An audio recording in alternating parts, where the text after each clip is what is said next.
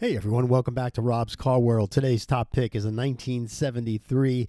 How is this possible? Chevy Vega Kammback wagon. I found this car on Facebook Marketplace. Let's check this very unique car out. I found this car a little while ago on Facebook Marketplace. A 1973 Chevrolet Vega. Station wagons were called Kammback. Had two doors. A very handsome looking car. If you remember, the Chevy Vega ran from, I think, 1971 to like 77. And the first iteration of the design was really looking like a Camaro, and I thought it was very pleasing. I had a 74. I bought a brand new 74, and it had the 5-mile-an-hour bumper, different look. But this car is really amazing to find, and it's offered by a good seller on Facebook Marketplace as well, somebody that has a 5-star rating. So I'm thinking this car is legit.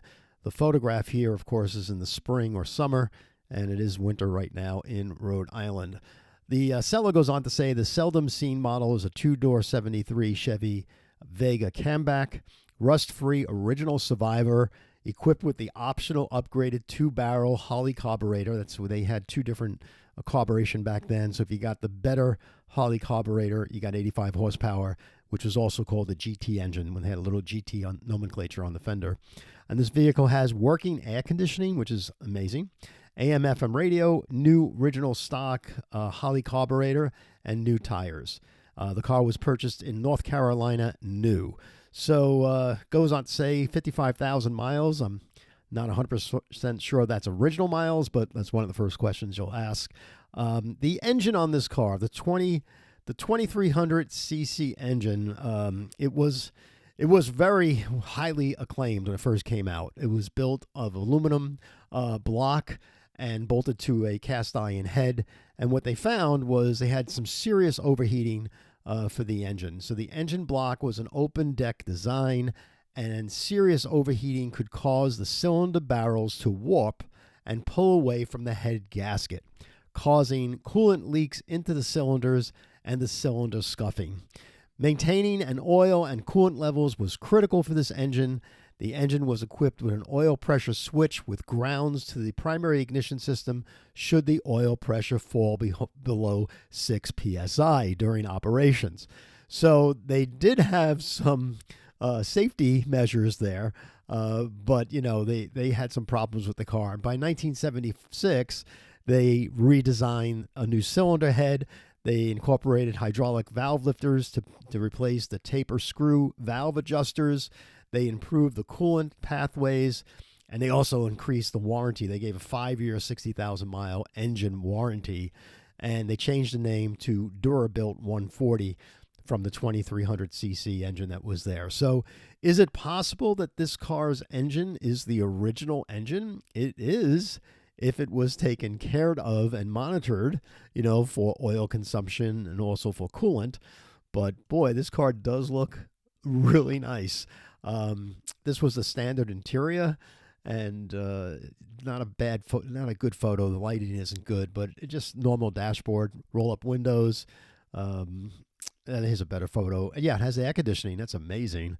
And there's your air conditioning ducts and such. A real just pleasing car to drive. It drove very well for its time. No rattles and just very smooth. And, pickup was really nice. There's the 5-digit odometer, shows 55,000 miles. So hopefully there's some documentation. Again, this appears to be a good seller on Facebook Marketplace. And there's the engine. I mean, the engine bay looks to be as original as the rest of the car. It has air conditioning, which was a kind of rare option back then because this was like an economy car. So air conditioning, you can see it has regular brakes, no power brakes, but they have 2 circuit brakes. And there's that Holley carburetor, had 4 screws on the top. So when you take that air cleaner off, that was where the Holley carburetor was.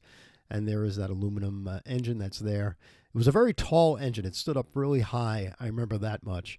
And but when it was working, it was going very well, and it rode very well. So I'm thinking this car was repainted. I'm looking at these screws here. These bolts to the fenders look like they may have been painted over. There's some dullness in the paint finish from this angle. So it's hard to tell, but the car was probably repainted sometime during these years. So, but it looks like an original Survivor as far as possibly not having rust and things like that. And it's a very functional car. You know, the seats folded down, so you had a whole area there to put bicycles in there and such. So a good-looking car. He's asking $12,900.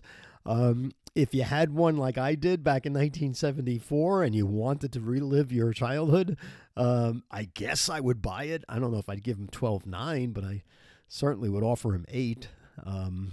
But that engine is problematic. So if it did go, good news is they have kits where you can bolt in a 350 engine in there, Chevy V8, and you can make this a motion performance, sleeper if you wanted to. But yeah, you don't see them. You don't see them out there anymore. You just don't see them. And but here we have one on Rob's Car World tonight. So I hope you enjoyed it.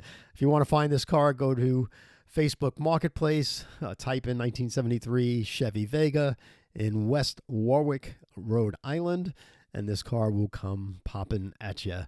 Thanks very much for joining us here at Rob's Car World. If you're not already a subscriber, please subscribe. Thumbs up if you enjoy the video. And like always, please share this video with friends that love cars or happen to have a 1974 Chevy Vega when they were 20 years old like I did. So thanks very much for joining us, and we'll see you again real soon.